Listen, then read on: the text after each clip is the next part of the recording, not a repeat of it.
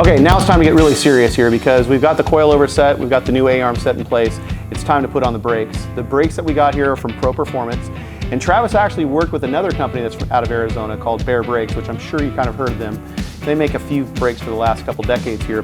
So Bear put together this package along with Travis here, and what they ended up with is a 14-inch rotor with a machined hat and a PBR style, or what they used to call the vet caliper.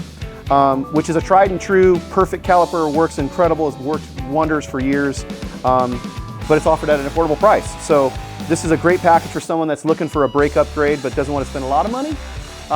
It's just as good as any other ones on the market, so we're gonna go ahead and stab this thing in there real quick.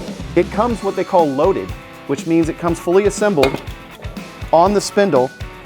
The dust shield's been modified itself. It has the factory ABS sensor right there.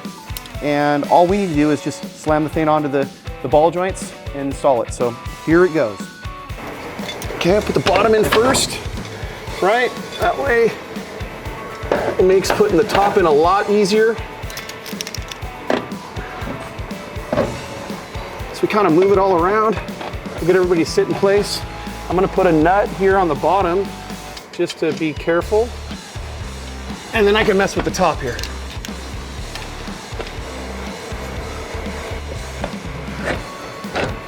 Like such.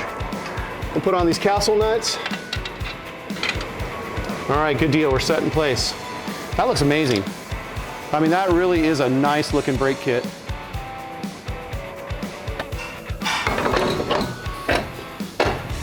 All right. So what we need to do next is obviously route the ABS sensor and then obviously route the brake fluid line that will go to where the old fitting matches to the hard line. So pretty much right now, that's kind of what we're looking at. That's your loosely assembled products. I think they look awesome. What do you think?